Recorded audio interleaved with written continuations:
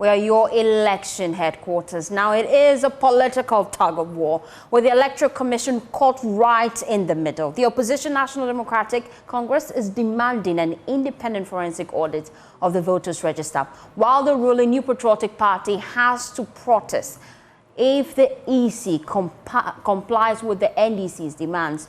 Now, the EC now faces a critical decision with tension rising and potential nationwide unrest looming. We'll delve into this and its security implications shortly. But first, let's bring back excerpts from the NPP's news conference held on Thursday, where the party threatened to hit the streets in protest if the EC bows to pressure from the NDC. I will conclude my statement by referencing page 6.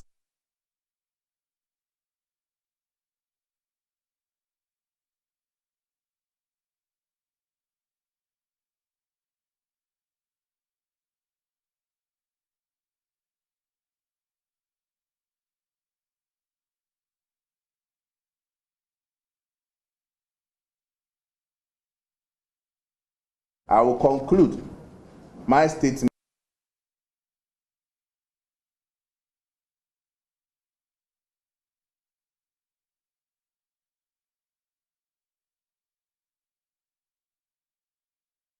We'll bring that footage to you shortly. We're facing little technical difficulties, but then that's the NPP. They have served notice. They're threatening to hit the streets if the NDC demand to the EC is met. The NDC, they want an independent forensic audit of the voters' register. The EC served notice that they will tell us their next line of action, and we're expecting that. Well, the NDC has already served notice that the enough is enough demonstration is just the first of many to come as the party is piling pressure on the EC to hit their demands. Let's listen to Johnson Asidi Nketia. He is the party's national chairman. Permit an independent forensic audit of the voters' register and the Commission's IT systems, which we suspect have been seriously compromised. Number two, we demand that the Commission convene stakeholders for collaboration. The Electoral Commission should urgently convene a meeting with all political parties, civil society organizations, and key international stakeholders, including ECOWAS, Africa Union, UNDP, European Union, and USAID. We demand that the Electoral Commission will agree to publish the findings of any such forensic audit. Let me welcome you to the corporate head office of the Commission. On behalf of the Commission, I will receive your petition, and I will assure you that your petition will be presented to the Commission for consideration. Thank you. Thank you.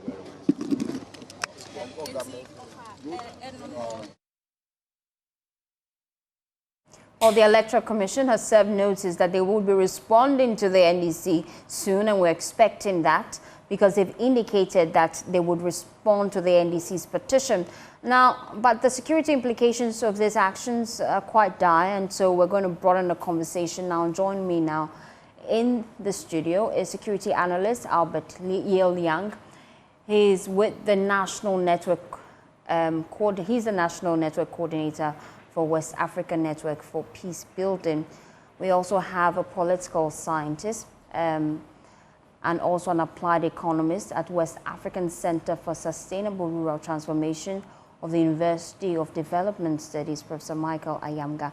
Thank you, gentlemen, for your time here on NewsDesk.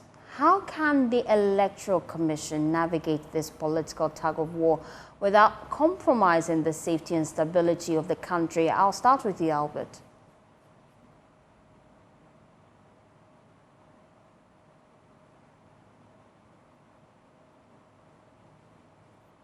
Albert, you have to unmute for me to hear you clearly.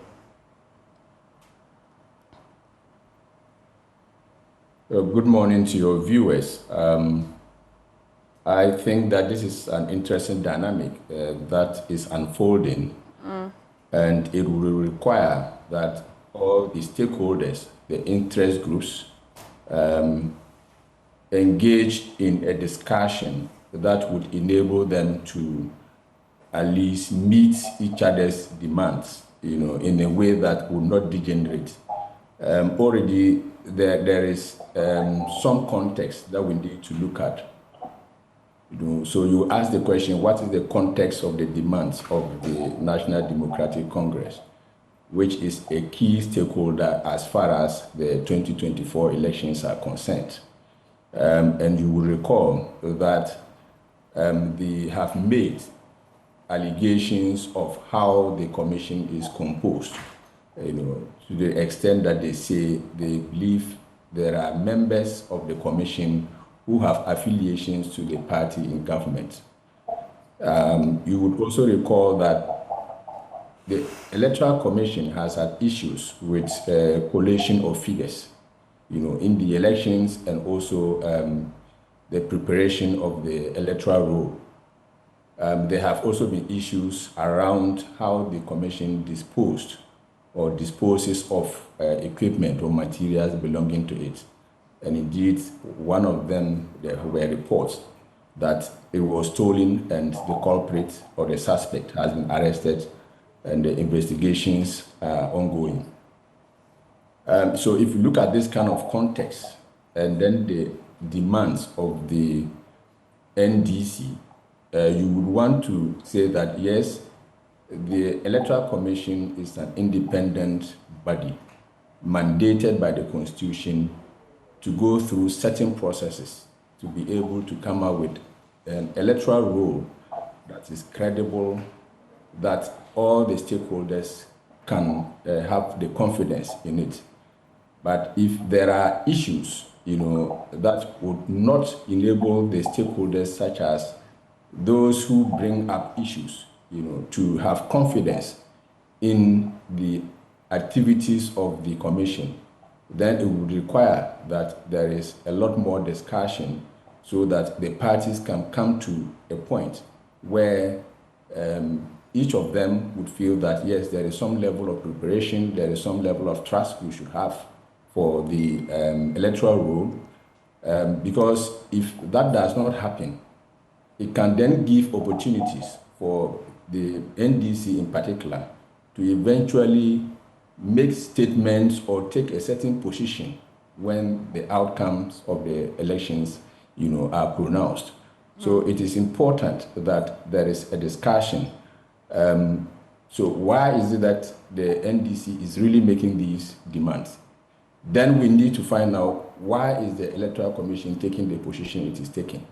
And then how do we now bring those issues on the table? Would it be in the interest of the general public to go through the audit as demanded by the Electoral Commission? Is the Electoral Commission acting in a manner that there is confidence by all the parties? And in this case, it's not just the NDC. The NPP is also an interest party. Then we have the other political parties. So there is a need for discussion. But first, it would be around over those people who are making the demands. What are the issues that they have, and how do we navigate that? Some of the key concerns the NDC have raised is that after looking through the provisional voters register, they identified some anomalies. They say they have presented some of these anomalies to the EC. However, they do not trust the EC system to do an independent audit on this. So that's why they are pushing for someone else to come into the picture to put together this audit so that they are sure that the voters' roll is clean of all anomalies. The EC has been trying to engage with the NDC for a while now, but the NDC has been resolute in their demand. Yesterday, we heard from the NPP. They have also taken a different posture. They say if the NDC's demands are met by the EC, they would also hit the streets. So we're quite concerned about the political atmosphere and the possibility that it could escalate into widespread unrest. So how should these agencies, how could they work effectively together?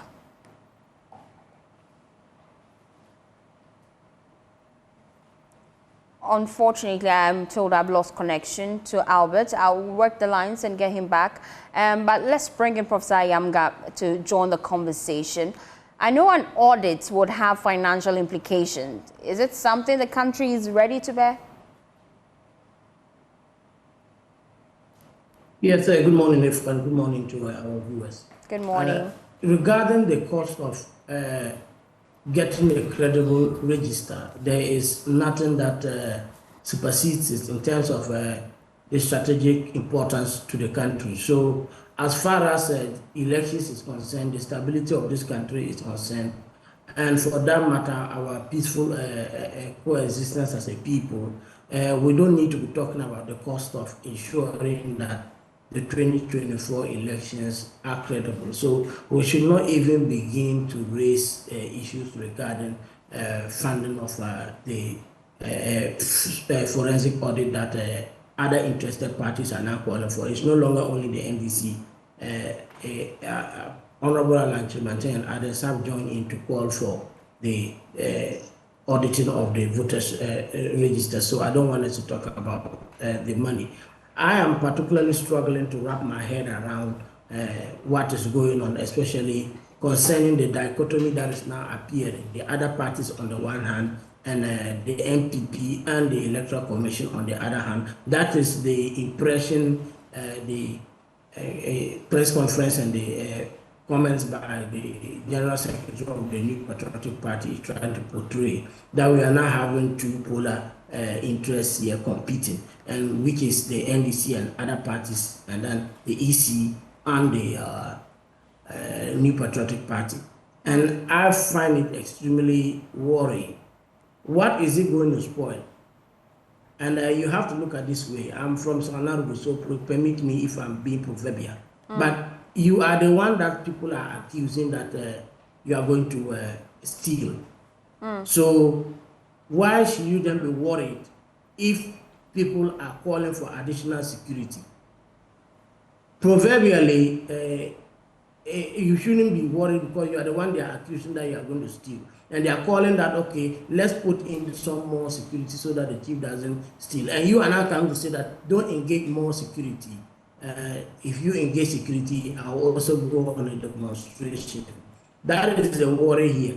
Because if you look at the polling, if you look at the general mood in the country, trust in the Electoral Commission is at its lowest. And then also, you realize that people's confidence in the elections is getting down. If you look at the posturing of some of the surrogates of the New Patriotic Party, some of them openly talking about they having various ways of winning the elections. They're going to pull one over the NDC. And then you now have the general populace, those who are supposed to be our so-called moral compasses, and people will look up to tell us to do the right things, telling the NDC to be vigilant, as if it is now the responsibility of victims to be vigilant, but the laws and the institutions that are supposed to prevent the perpetuation of wrong and evil is no longer working. I find that extremely surprising. So I'm going to say two things here, that we ought to see what the NDC and the other parties are calling for as something that is in the supreme interest of this country, which is ensuring that we have a free and fair elections. And if we have to audit the voters register 3 times to ensure that we go to December, have these elections and come out as one nation, then we ought to do it. I don't want to miss words. I'm saying I'm going to be proverbial. It's be looking like the other elementary school story we used to hear about the noisy bird on the tree, the concerned tortoise at the base of the tree, and the unconcerned vines. Currently, you have the bird, the NPP at the top of the tree making noise about what it can do with the elections.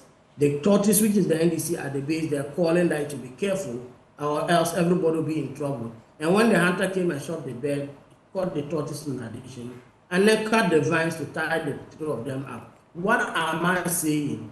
That if we, the actors of democracy, fail, at the end of the day, we are going to be the people who will suffer most. So it is not about NDC, NPP. It's about working collectively to ensure that people who are thinking otherwise, people who want to use the current mistrust in the Electoral Commission and any potential schemacies that is associated with it to cause mayhem and to subvert our democracy. We have to do everything in our power not to give them that opportunity. We are looking across our borders and over our shoulder, and we see what is happening. We see the rise of military regimes, and these things are even popular with the youth. If you talk to young people in this country, you see them admiring and hailing military leaders in Niger, in Burkina Faso, Prof, in Mali. let me come in at this point. Let me come in at this point and just get your thoughts on this briefly. Because right now the EC is in a dilemma. I want to understand what will be the potential political consequences if the EC sides with either the NDC or the NPP. Because the NDC has served notice that we should expect more protests if the EC fails to audit the register. The NPP says if you hit to the NDC demand, would also hit the streets. And so it puts the EC at a very tight spot, doesn't it?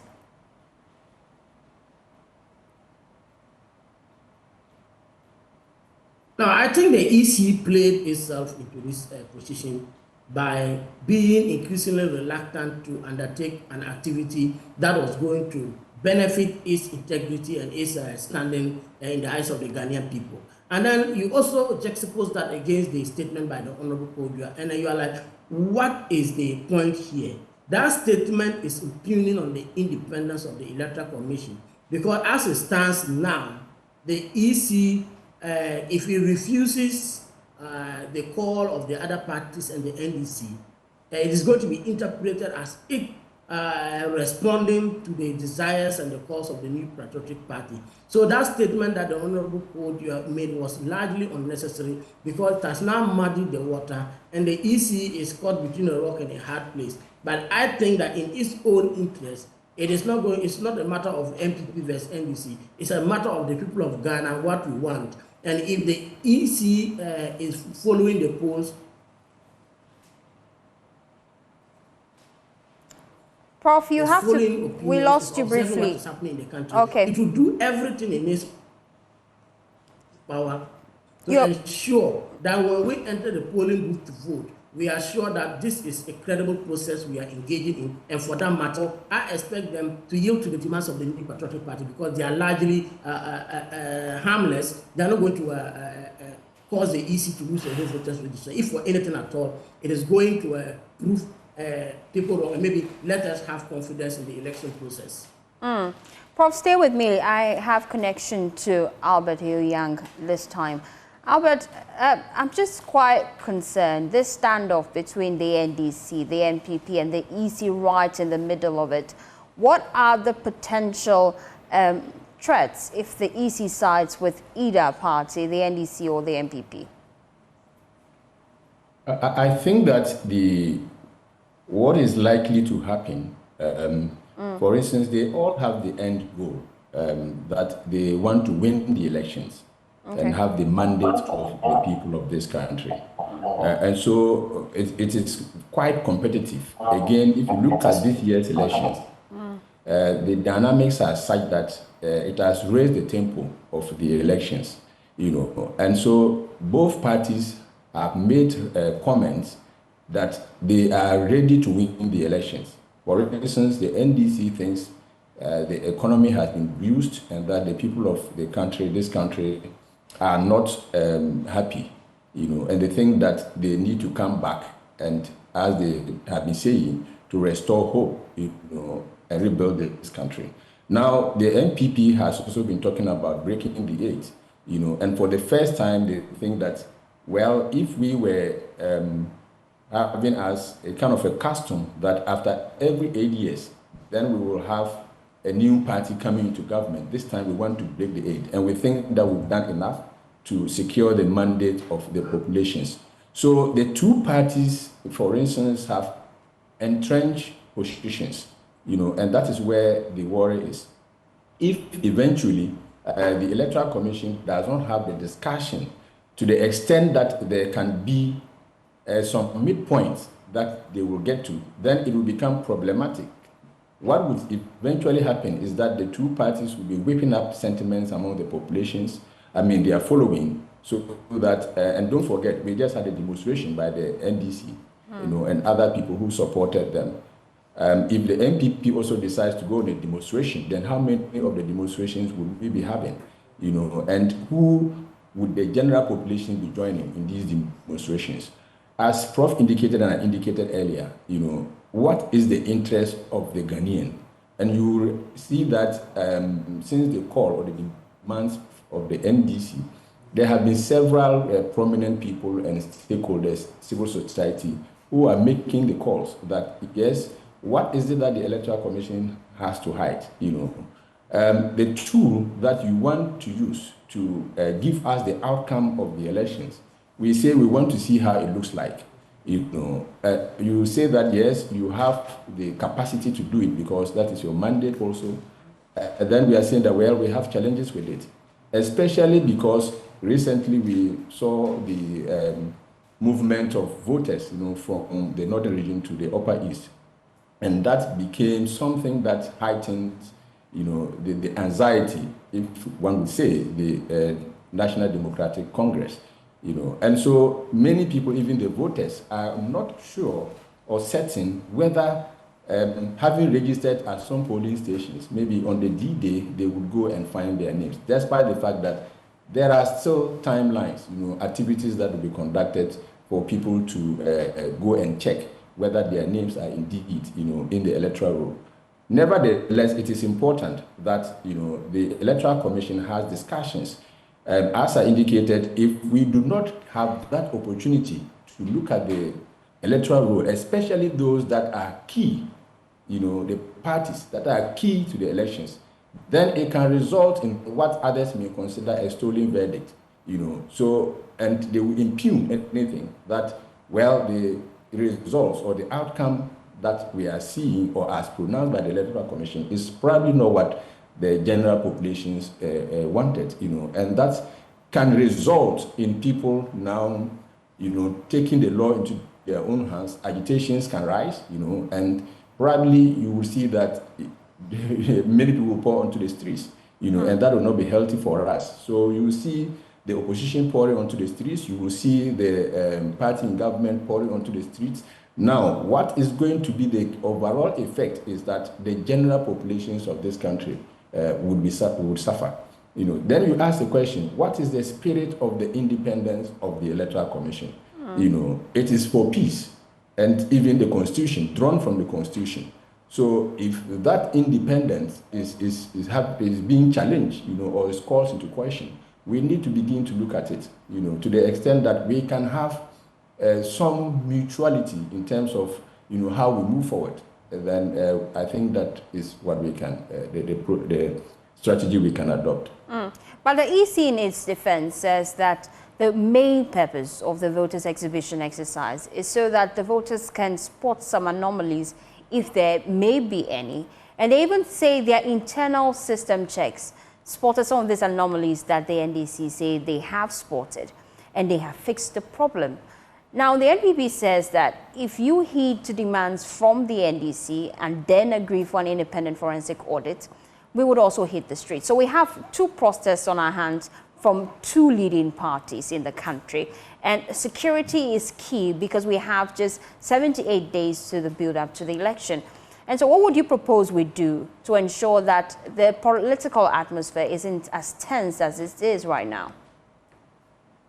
First of all, let me say that the Electoral Commission, the detection of the errors, in the role, was it before the NDC came out with what they had detected, or after? And now you will say that, yes, the Electoral Commission probably always need to be ahead, to give out information, not to create anxiety within the populations, but to make sure that at least no one takes advantage of any lacuna, any gap within its own initiatives and activities. That is number one. Then I think that, engaging the NDC is prudent, to come to a certain outcome, but it's also important to engage the New Patriotic Party, don't forget, as I indicated, they are a key stakeholder as far as the elections are concerned. And if you leave them out, then eventually they also come with certain demands. Then it complicates the issue. So there has to be that kind of discussion that takes into consideration those who have raised the issues that are making demands. Then there has to also be a way of involving or carrying along those who have not made demands, as yet, so that eventually, even when the Electoral Commission agrees to the demands of the NDC, the NPP is well aware of it, and we have IPAC as well, which is a structure that all the political parties would use, and if that structure plays that bipartisan role, that role that is seen to be impartial, then I think there can be a way out.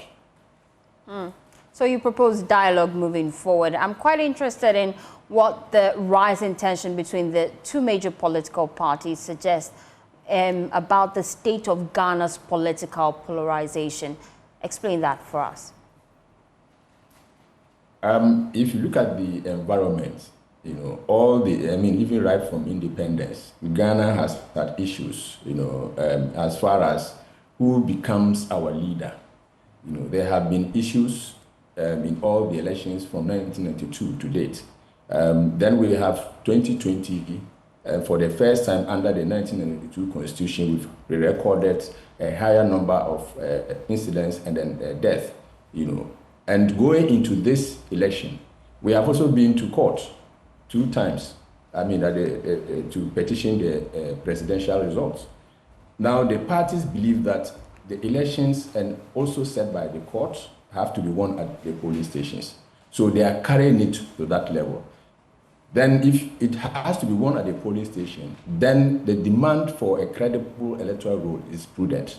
So that, because if it's like gigo, if your garbage is in there, then there is not care, especially as I indicated, materials or equipment that are supposed to support the activities of the elections, are not in the possession of the Electoral Commission. So there is suspicion. Who else probably is having another equipment and then maybe can be used, or the equipment that has been stolen and is the suspect has been arrested. What have they used it for already that we don't know? So the demands are such that we need to really have the conversations, and the security needs to also be up on its game, and we also need as government to make sure that we encourage discussions. As Prof was indicating, it would appear that there are 2 blocks. One is saying this, and some seem to be aligning. And the question would be, so what is the interest of the parties that are at each other's throats, and now pushing, all of them to the Electoral Commission or the electoral roll? So we need to interrogate that, and those people who are agitating need to bring their issues on the table and be honest as possible. Let us interrogate the issues. Let us find ways to addressing them. Otherwise, as I indicated, if eventually, there is heightened mistrust, and then there are outcomes, then those outcomes, I bet you, will be challenged. And if they are challenged, then it can be more chaotic for us. Thank you, Albert Yoyang. He's with WANEP. He is the National Network Coordinator. As we wrap up the conversation, let me take you away from politics, Prof, and just finalize with some of the key things that the Speaker of Parliament has been saying. Prof Ayanga, I'm sure you're still with us. Just the Speaker of Parliament, while he was delivering an inaugural lecture at the 2024 University of Ghana Alumni lecture, he said that the 1992 Constitution cannot guarantee development. He also added that the current makeup of the Constitution has in the past 32 years failed to address the country's quest for development, and he is calling for an urgent review. He's one of the big voices that have added his voice to calls for a review of the 1992 Constitution. What's your thoughts about it? Yes, I want to agree with the speaker entirely on this, that our Constitution has held us hostage to a large degree, starting with first the requirement for the president to select ministers from parliament, and it means that if the competent hands are not in parliament, then the president is still forced to go along that line. So that is one of the first thing I think would have to take a second look at. I also believe that our election system has made the ruling or the leading class extremely vulnerable to political pressure at the grassroots, and that has allowed for this winner-take-all thing, and then if you share it among those who supported you to win, they end up misappropriating resources and not delivering development. So there are a whole number of issues that I think first the executive is extremely strong, able to appoint from electoral commissioner to chief justice. We want to have a system, especially for electoral commission. I want to see a system where it is selected by concerned stakeholders and its independence more entrenched. So I see that also as one area that we need to look at. Then there are issues of course, remuneration of political office holders. Article 71, I want to see that go in. I'm particularly interested in what makes let's say the requirement to emerge as a leader in this country. You can just win 2 regions and you are president of a country that has 16 regions. I would want to see a more robust distribution of the electoral map in terms of where and what you need to win in order to become a president.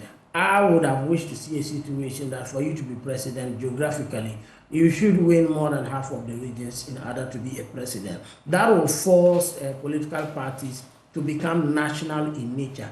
As it stands now, you have this issue of friends and family because all they need is the friends and family to win power. If they had to ensure that they have a very vibrant political representation across all the regions, and they have to ensure that they get at least more than 50% of the votes across all the country, instead of just one region or one ethnic group. We will have a more balanced representation in terms of distribution of power, and then also allow the ruling class to look at the country as a whole rather than serving their political interests. So I agree with the Speaker of Parliament that we need to take a second look at our Constitution and review it. Thank you, Prof. Michael Ayamga.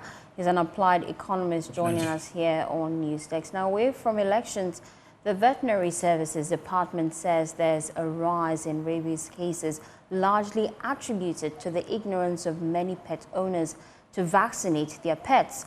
In Ghana, cases of dog bites and rabies have surged, especially in the Ashanti and Greater Accra region, with recent data showing 793 suspected human rabies cases recorded between 2020 and 2023. Stephen Mensah has more in the following report from the launch of the 2024 World Rabies Day celebration. Rabies is a deadly viral disease that affects mammals, typically transmitted through bites or scratches from infected animals, leading to fatal inflammation of the brain and nervous system, leading to death. According to the World Health Organization, rabies claims 70,000 lives annually, with 144 people dying from the disease each day.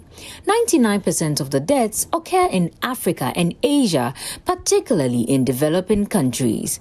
Ghana has seen a rise in cases of rabies lately. Speaking on the sidelines of the launch of the Rabies Awareness Month, Dr. Aleji Kujo, Chief Veterinary Officer at the the Veterinary Services Department charged government to expedite the review of Animal Health Bill of 1961, adding that the recent illegal mining surge may have significant impact on the food security of the country. One may ask, why are we experiencing so much rabies cases in Accra and Kumasi? The answer is that, yes, the population of stray unvaccinated dogs are growing in these areas, but the time has come for us to change focus and pay more attention to aquatic animal health, because that is where our source of protein comes from. We all enjoy our fishes. The environment in which they live and reproduce and give us all this protein is being threatened by galamsey activities. Our water bodies are polluted with heavy metals and antimicrobials, which we have to actively survey and control so that we safeguard public health in this country. To help improve the statistics nationally, he outlined strategies the department was instituting to improve the reporting and surveillance of cases in the country. Let's broaden the conversation here on Newsdesk and bring in Dr. Samuel Nana-Isuma. He is Secretary of the Ghana Veterinary Medical Association. Thank you for your time. Now, we just heard the biggest concern you have, the specific factors driving the increase in rabies cases in Ghana, particularly in the Ashanti and the Greater Accra region. We heard that it's the case that stray dogs are on the rise. Expatiate on that for us.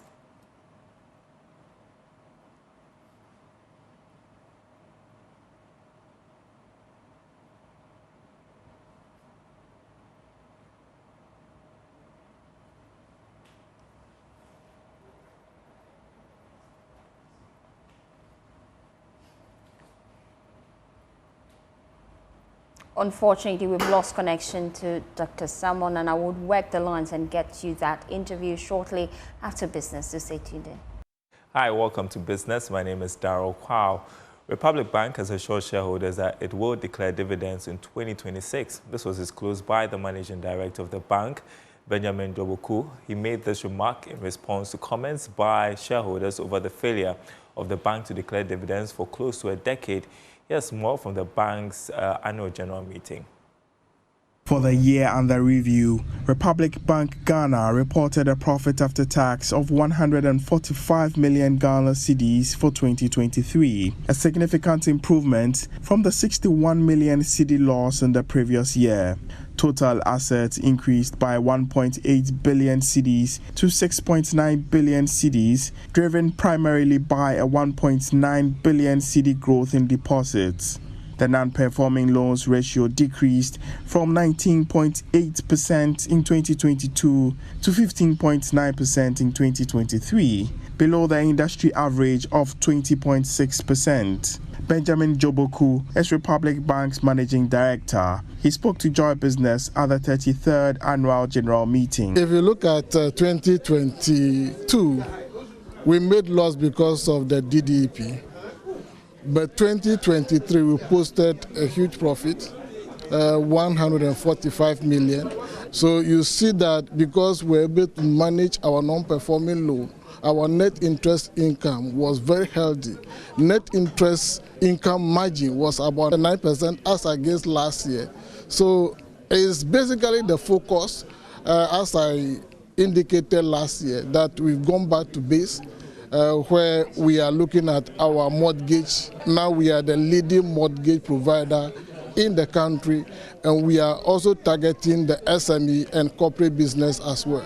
Addressing shareholders' concerns about the bank's inability to declare dividends for close to a decade, here is what Mr. Joboku had to say. This bank was taken over in 2015, and a lot of things must be done, and that was done. And if you look at the foundation that we have built, I believe that we are in the trajectory to declare dividend. As I told my shareholders, that 2025, I believe that we will post a healthy income to be able to declare dividend in 2026. So we are on course of making that happen, and it's a promise that I made to my shareholders. Regarding the Bank of Ghana's report on banking sector fraud, Mr. Joboku noted that Republic Bank recorded 0 cyber fraud cases in the review period. Those fraud didn't happen in Republic Financial Holding or Republic Bank Ghana because the tone must be set from the top.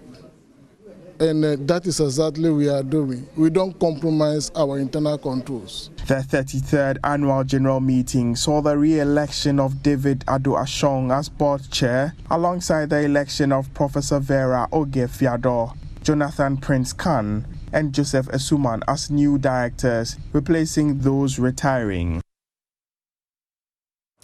Now, the Association of Ghana Industries has reiterated the need for an efficient and reliable source of energy to boost industrialization. According to the AGI, a cheaper and more competitive cost of power will accelerate growth within the energy value chain. Speaking on the final day of the Ghana Industrial Summit and Exhibition, Chief Executive Chuma Kwabwa expressed the need for robust energy infrastructure to propel growth in the sector. Here's more. The third and final day of the Ghana Industrial Summit and Exhibition focused on energy, which was spearheaded by the Voters Register Authority. Speaking on behalf of the Minister of Energy, Herbert Krapah, Chief Executive of the Petroleum Commission, Egbert Fidel Jr., expressed the need for players in the energy sector to map up innovative strategies that will guarantee reliable and sustainable power generation that will drive industrial growth. We benefit from political stability, fiscal consolidation, and market advantages. I encourage you to seize these opportunities to develop bold, actionable business models that align with our green manufacturing and industrial development goals. I encourage the leadership of the Association of Ghana Industries to implore your members to tap into the net-metered renewable energy policy to promote clean and captive solar deployment in your industrial premises. It is a win-win policy model and will qualify goods and services from Ghana to enter into very stringent regulatory markets, including those of the European Union. Speaking to Joy Business, Chief Executive of the AGI, Seth Chuma Kwabwa, highlighted the need for cost-efficient and competitive source of energy to accelerate growth and development. It is always critical, and even if the cost is high, people have no choice than to buy it because you can't produce, you can't do business without energy. But the cost being high also has effects on the final pricing of your product and your competitiveness. So you're right, we always have to be sure that we have the most efficient energy and the most efficient energy source, which is more reliable and then also cost competitive. And that is what we are daring to do. And VRA has spelled it out, their plans for even promoting more of the renewables to augment whatever they are doing, their plans to bring in other energy sources to make their energy production more efficient and reliable, and then ultimately getting the cost reduced. The availability of affordable, clean and efficient energy continues to be a major concern for industry players. To this end, the Voters Register Authority launched its value addition services to help its industrial partners reduce costs, improve productivity and contribute to the larger goal of environmental sustainability. All right, and that's it for business. Back to you, Fosti. Thank you, Dara, for bringing us business. And that's how we wrap up News Desk. For more news, please log on to myjoyonline.com. It's been a great week. Can't wait to see you on Monday. Bye.